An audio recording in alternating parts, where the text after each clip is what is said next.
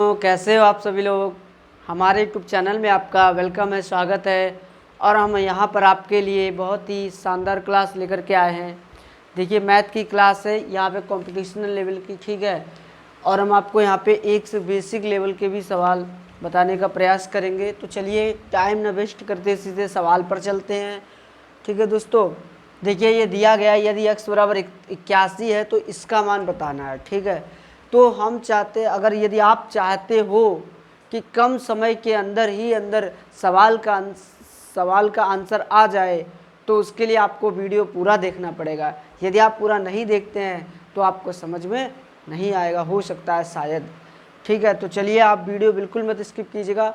अगर अच्छा लगे वीडियो तो लाइक कीजिएगा, शेयर कीजिएगा, कमेंट कीजिएगा, चैनल को सब्सक्राइब करना मत भूलिएगा। आपका एक लाइक हमें बहुत मोटिवेट करता है। तो चलिए दोस्तों यहाँ पे सबसे पहले लिख लेते हैं x बराबर 81। और क्या इसको हम लोग ऐसे लिख सकते हैं, इसको हम लोग क्या लिख सकते हैं, 81 को 9 का स्क्वायर लिख सकते हैं ऐसे, ठीक है। यानी चाहे 9 का स्क्वायर लिख लें या इसको हम लोग चाहे इसको 3 की घात 4 लिख लेते हैं, ठीक है। ओके चलिए अब हम आगे चलते हैं। यहाँ पे अब हम क्या करते हैं, यहाँ पर जो ये वैल्यू दी गई 1/x की पावर 1/2 प्लस 1 और x की पावर 1/2 माइनस 1 बराबर, यहाँ पे ये देख रहे होंगे आप, ये वर्गांतर नियम लिखा है, यानी a plus B A minus B. तो ये फॉर्मूला बन चुका है a स्क्वायर माइनस का b स्क्वायर, ठीक है। आप दोस्तों क्या करते हैं, यहाँ पर हम लोग जो है यहाँ पर हम लोग एक काम कर लेते हैं। अगर इसको मतलब ध्यान से देखें तो यहाँ पे यानी x बराबर जो 3 की घात 4 लिखा है, इस 4 को पावर इधर लाएंगे, इसका मतलब ये पता क्या हो जाएगा, x की पावर 1/4 का मान जो है वो 3 आ जाएगा निकल के, ठीक है। एक इधर आएगा तो इसकी पावर 1/1 हो जाएगी, ठीक है, 1/4। इसका मतलब यहाँ पे ये 3 का स्क्वायर हो गया और ये 1 का स्क्वायर हो गया। तो ये 3 का स्क्वायर 9 माइनस का 1 बराबर, इसका आंसर इक्वल टू 8 आ जाएगा, ठीक है दोस्तों। और भी तरीके हैं, आप x का मान 3 भी रख सकते थे यहाँ पे, और 81 भी रख सकते थे यहाँ पे, और फिर 81 को तोड़ लेते 3 की पावर 4 में, और जब 3 की पावर 4 में तोड़ देते तो पावर से पावर कट जाती, कैंसिल हो जाती, तो वही 3 आता। 3 का स्क्वायर माइनस 1 बराबर 9 माइनस 1 बराबर 8, ठीक है। आशा करते हैं कि ये सवाल आपको समझ में आया होगा। चलिए दोस्तों अब हम आगे अगले सवाल की ओर अग्रसर होते हैं। बिल्कुल समय को नहीं बर्बाद करना है, ठीक है दोस्तों। आप कॉपी पे नोट कर लीजिए, मतलब ले लीजिए और लिखना चालू कर लीजिए अगर आपको वाकई में समझना है, ठीक है। तो चलिए आगे चलते हैं। अगला सवाल अब हमारे सामने नई पेशकश के साथ आने वाला है। इससे भी शानदार सवाल है, बेहतरीन सवाल है, ठीक है। हम आपको बिल्कुल पूरी तरह से समझाने का प्रयास करेंगे, बशर्ते आपको करना क्या है कि वीडियो स्किप बिल्कुल मत नहीं करना है, ठीक है, बिल्कुल भी नहीं करना है, मतलब स्किप नहीं करना है बिल्कुल। तो चलिए अब हम अगले सवाल को, ये हमारे पास सच पेपर है, ठीक है दोस्तों। ये सच पेपर इसी से हम आपको बता रहे हैं, ठीक है। सवाल नंबर हमारा दूसरा कह रहा है, दूसरा सवाल ये है, कहा है, ये आप देख लीजिए, ये सवाल है यहाँ पर, यदि x का ये 125% 100 हो तो x का मान ज्ञात कीजिए। चलिए x का कितना परसेंट, 125% 100 हो तो x बराबर क्वेश्चन मार्क। बहुत ही सिंपल सवाल है और आप लोगों के लिए बहुत ही शानदार सवाल है, ठीक है, और बहुत ईजी है, आप लोग लगा सकते हो, हल कर सकते हो सकता है जो लोग देख रहे हैं वो हमसे भी ज़्यादा अच्छे से मैथ को समझ पा रहे हों, ठीक है। ये हमारे लिए बहुत ही सौभाग्य की बात है कि कुछ हम आपके काम आ पा रहे हैं, ठीक है। तो x का 125% का मतलब x गुणे 125 बटे में 100, वो किसके बराबर है, 100 के, ठीक है। ये उसको उधर ले जाओ तो x बराबर 100 गुणे 100 बटे में 125, क्योंकि हमें मान किसका चाहिए था, x का। अब यहाँ से 25 के पहाड़ से कैंसिल कर दो, 25 पंचे 25 चक्कू, 5 से इसको कैंसिल कर दो, ये 20, यानी टोटल ये 8 80 बार चला जाता, यानी ये 20 चक्कू 80 इसका आंसर आ जाएगा, ठीक है। इसी तरह से हम आपको एक सवाल दे रहे हैं, वो लगाकर दिखाइएगा अवश्य, ठीक है। ये सवाल अगर नोट करना चाहे तो नोट कर लीजिएगा, इस टाइप से सवाल ज़रूर आता है पेपर में, ठीक है। अब हम इसको रेज कर रहे हैं। अगला सवाल हम आपके लिए दे रहे हैं और उसका आंसर आप कमेंट बॉक्स में ज़रूर दीजिएगा। सवाल नंबर तीसरा है, यक्स का 25% जो है वो कितना है, वो 100 है। ठीक है, तो यक्स की वैल्यू बतानी है हमें। ये सवाल हमने आपको दिया है और इसका आंसर आपको कमेंट बॉक्स में अवश्य लिखना है। ठीक है, चलिए इसको हम इरेज करने जा रहे हैं। अब हम अगला सवाल देते हैं। अगला सवाल हमारे सामने है, कहा है सवाल देख लेते हैं फिर आपको बताते हैं। ठीक है, इसमें इन्होंने ये कहा है, हाँ बढ़िया सवाल है। एक मिनट भाई, थोड़ा टाइम दीजिएगा थोड़ा सा हमें, क्योंकि सवाल को समझना भी ज़रूरी है ना। बिना सवाल को समझे हम आपको कैसे बता देंगे, है ना। तो देखिए, ध्यान से देखिए, इसमें कहा है कि यदि एक वृत्त की परिधि, एक जो वृत्त की परिधि है, सवाल नंबर तीसरा है, यदि वृत्त की परिधि कितनी है, वृत्त की परिधि जो है वो 30/पाई है, 30/पाई है। तो क्या पूछा गया, तो वृत्त का व्यास ज्ञात कीजिए। तो वृत्त का व्यास बराबर क्वेश्चन मार्क। ठीक है, ये प्रश्न पूछा गया है, बहुत ही नॉर्मल है। आपको वृत्त के बारे में पता होना चाहिए। ये हमने सर्कल बनाया है, ये मान लीजिए उसका केंद्र है, ये उसकी त्रिज्या है, ये उसका व्यास है। ठीक है, और इसकी परिधि कितनी दी गई है, 2πr। ये ए और बी है और ये ओ है। ठीक है, आप देखिए वृत्त की परिधि कितनी दी गई है, वृत्त की परिधि जो है वो कितनी दी गई दोस्तों, बताइए। वो 30/पाई दी गई है। और आपको फॉर्मूला पता होगा, वृत्त की परिधि का फॉर्मूला क्या होता है, 2πr। क्या होता है, 2πr यानी 30/पाई। ठीक है, आप क्या करते हैं, 2r को एक साथ ले लेते हैं, क्योंकि हमें इसमें ये जो त्रिज्या अगर r है तो व्यास 2r होता है। क्यों, क्योंकि व्यास जो होता है त्रिज्या का 2 गुना होता है। तो 2r को अलग कर लिया, पाई को अलग कर दिया है, तो ये 30/पाई हो गया। और इसको हम लोग क्या लिख सकते हैं, डी, और ये पाई को बट्टे में ले जाएंगे तो π/पाई² हो जाएगा, 30/पाई², यानी इसका आंसर ये आ जाएगा। और ये डी क्या है, ये डी ही व्यास है। ठीक है, डी व्यास है ये, और 30/पाई² हो जाएगा। ठीक है, इससे इजी सवाल और नहीं हो सकता है इसमें। चलिए दोस्तों, अब हम आगे चलते हैं अगले सवाल की ओर। और अगर आप नोट करना चाहें तो आप कॉपी पेन पहले से ही अपनी व्यवस्थित कर लीजिएगा और एक एक सवाल को नोट करते रहिए। ठीक है, तो सवाल नंबर 4 बताने जा रहे हैं हम, इसलिए हम आपको धीरे धीरे समझा रहे हैं। ठीक है, ताकि एक एक पॉइंट आपको समझ में आना चाहिए। आपका ध्यान यही होना चाहिए और कहीं नहीं होना चाहिए। ठीक है, चलिए अगला सवाल बहुत ही बढ़िया सवाल है। इसमें देखना पड़ेगा कौन सा सवाल है। हाँ ठीक है,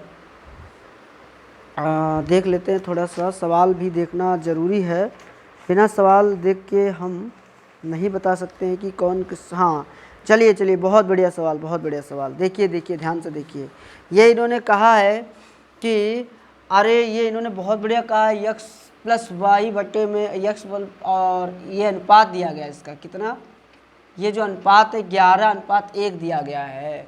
ठीक है, तो मान किसका बताना है, 5x + 3y और बटे में x - 2y।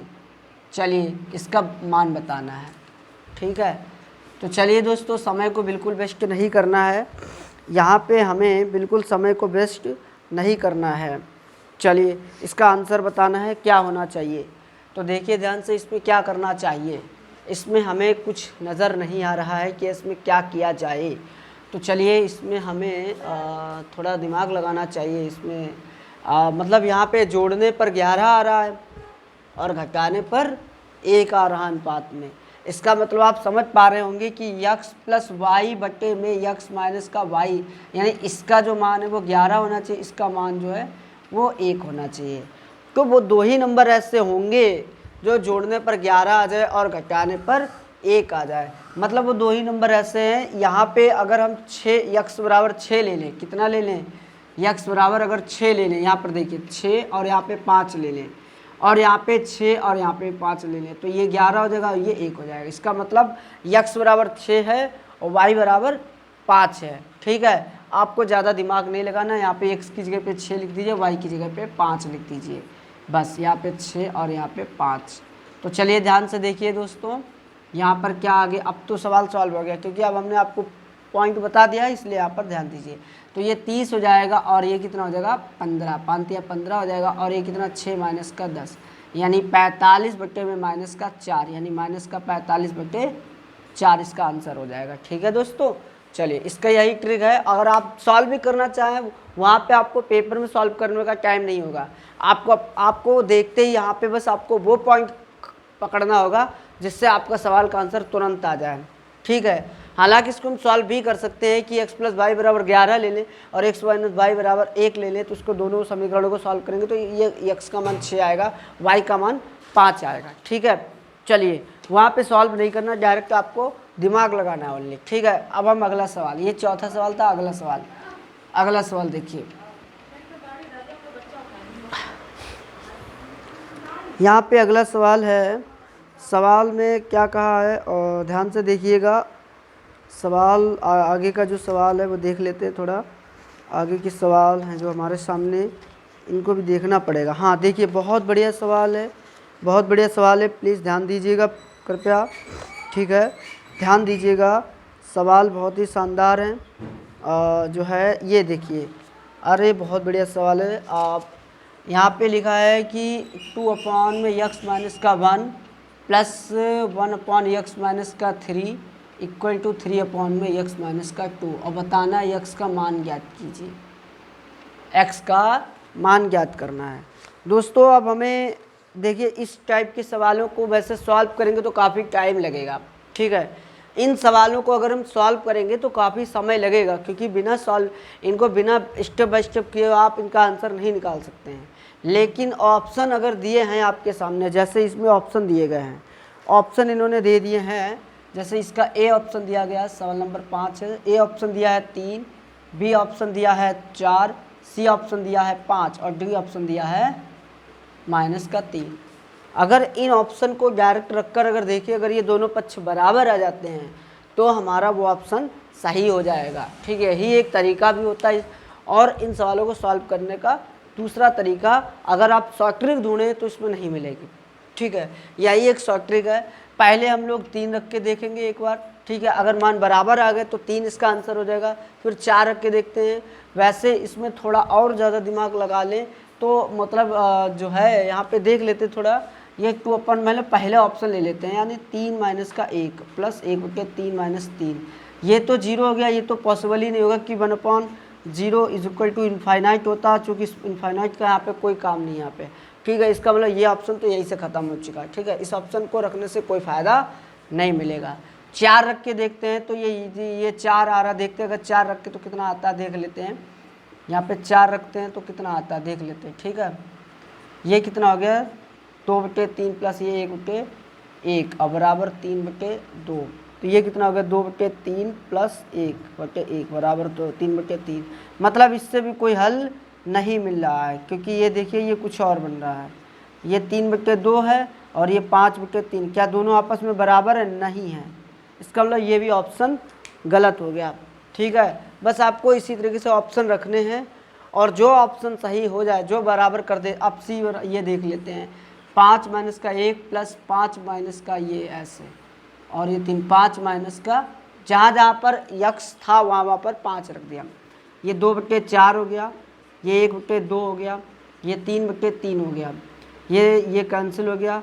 1 plus 1 plus 1 1/2 plus 1/2 बराबर ये 3 × 3 यानी 1, यानी ये भी हो गया 1 प्लस 1/2 बराबर 1, यानी 2/2 बराबर 1, यानी ये ऑप्शन इज आपका राइट हो जाएगा। क्यों? इसमें दोनों पक्ष बराबर आ चुके हैं। अब बराबर आ चुके तो तीसरे चौथे ऑप्शन को देखने की ज़रूरत नहीं है, क्योंकि इसी से ही इसका आंसर आ जाएगा। इसका मतलब इसका आंसर कौन सा सही हो जाएगा दोस्तों?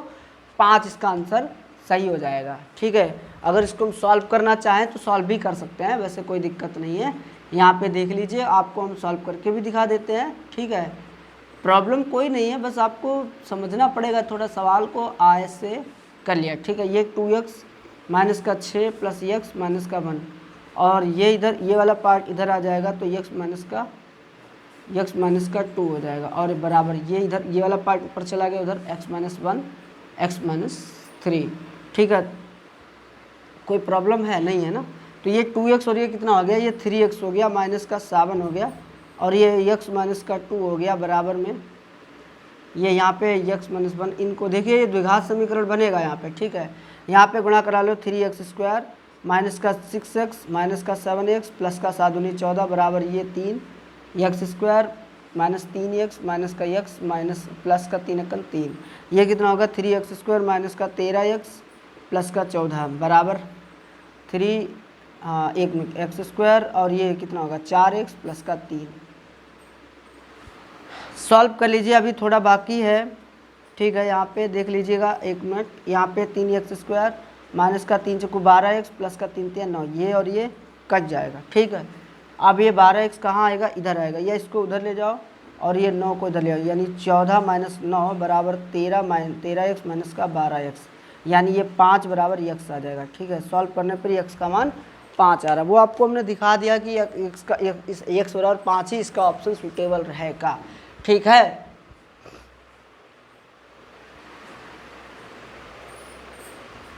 ठीक है, चलिए देखिए अब हम अगले सवाल की ओर अग्रसर होते हैं। आशा करते ही सवाल आपको समझ में आया होगा। ठीक है, सवाल नंबर 6 हमारे सामने है। सवाल नंबर 6 क्या कह रहा है, ध्यान से देखिए। सवाल 6 जो है वो ये कह रहा है, देखिएगा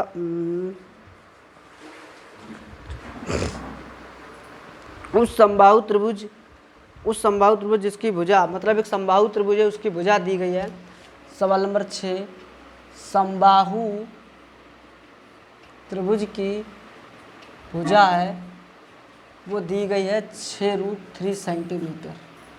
ठीक है, तो उसकी परित्रिज्या की लंबाई बतानी, परित्रिज्या की लंबाई। चलिए देखिए, परित्रिज्या की लंबाई और क्वेश्चन मार्क। परित्रिज्या मतलब जो होती है बाहरी, परित्रिज्या का फॉर्मूला आपको याद करना पड़ेगा। ठीक है, तो अब भुजा दिया गया है तो परित्रिज्या जो होती है, परित्रिज्या का फॉर्मूला याद रखिएगा क्या होती है। परित्रिज्या का जो फॉर्मूला होता है वो होता है भुजा अपॉन में √3, यानी भुजा कितनी 6√3 अपॉन में √3 से √3 कैंसिल, यानी 6 सेंटीमीटर आ जाएगा। ठीक है, आपको फॉर्मूला याद रखना, भुजा अपॉन √3। ठीक है, और कुछ नहीं इस सवाल में, बस अगला सवाल। चलिए अगले सवाल की ओर अग्रसर होते हैं हम लोग। सवालों की दुनिया में इस तरह खो रहे हैं और गुनगुनाते हुए जा रहे हैं।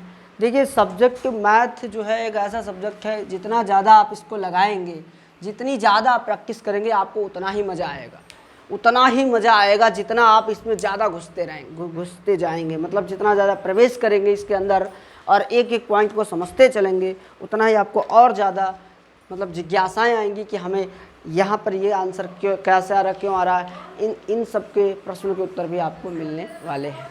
ठीक है,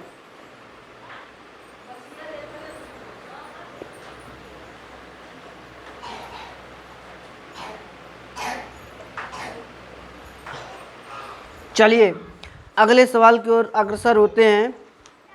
बहुत बढ़िया सवाल, शानदार सवाल है हमारे सामने। दो संख्याओं का गुणनफल दिया गया है 560। सवाल नंबर 7 है। देखिए दो संख्याओं का गुणनफल बराबर कितना दिया गया है, 560। ठीक है, और उनका अनुपात दिया है। वो अनुपात कितना दिया गया है, ध्यान से देखिए। अनुपात दिया गया 7:5। पूछा है छोटी संख्या ज्ञात कीजिए। छोटी संख्या बराबर क्वेश्चन मार्क। देखिए आपको शॉर्ट फॉर्म में क्वेश्चन को समझाने की कोशिश कर रहे हैं। इस टाइप के दो संख्याओं का अनुपात दिया है, गुणनफल दिया है, अनुपात दिया है। ठीक है, तो देखिए अनुपात दिया है, अनुपात मान लेते हैं। माना इसमें छोटी संख्या आपकी जो है, छोटी संख्या आपकी कितनी हो जाएगी, 5x हो जाएगी। बड़ी संख्या कितनी हो जाएगी, बड़ी संख्या आपकी 7x हो जाएगी। दोनों का गुणनफल कितना दिया गया है, 5x गुणे 7x बराबर 560, यानी x² बराबर 560 बटे ये 35x² हो जाएगा। ठीक है, x² बराबर 560 बटे 35। तो अब 35 के पार से विभाजित होगा, बिल्कुल हो जाएगा। कितनी बार जाएगा देखिए, 7 पंचे 7 अट्ठे, यानी 16 बार जाएगा। ठीक है, यानी x का मान कितना आ जाएगा, 4 आ जाएगा। ठीक है, x का मान 4 आ गया। छोटी संख्या पूछी है, तो छोटी संख्या का मान हमने कितना माना, 5x, यानी 5 गुणे 4 बराबर 5 चक्कू 20। इसी तरह से बहुत कई टाइप के सवाल आपको मिलेंगे बीजगणित के। ठीक है, आशा करते हैं ये सवाल भी आपको बेहतरीन तरीके से समझ में आया होगा। तो यानी छोटी संख्या हमारी 20 है। अगर बड़ी संख्या आपसे पूछा जाए तो यहाँ पे मान रख दो, तो बड़ी संख्या का मान कितना आ जाएगा, 7 गुणे 4 यानी 7 चौक 28। अब आप इनका और इनका गुणा कीजिए, 560 ही आएगा। ठीक है, चलिए आगे देखिए, अगले सवाल की ओर अग्रसर होते हैं। देखिए वीडियो को स्किप बिल्कुल मत कीजिएगा, अगर स्किप कर दिया तो आपको समझ में कुछ भी नहीं आएगा, ये समझ लीजिएगा। क्योंकि मैथ एक ऐसी चीज़ है, जब तक आप स्टेप बाय स्टेप नहीं समझेंगे तब तक आपको मैथ जो है, या तो आपका माइंड इतना स्कोप ज़्यादा मतलब IQ लेवल हाई फाई हो, ठीक है, तभी आएगी मैथ समझ में, अन्यथा मैथ इतनी आसानी से समझने वाली नहीं है। ठीक है, तो चलिए अगला एक सवाल और है आपके लिए, बढ़िया सवाल। हाँ, सवाल इस तरह है, देख लेते हैं थोड़ा। सवाल को समझना भी ज़रूरी है दोस्तों। सवाल ये है, प्रथम 30 सम संख्याओं का योग बताइए। 8वां सवाल, प्रथम 30 सम संख्याओं का योग।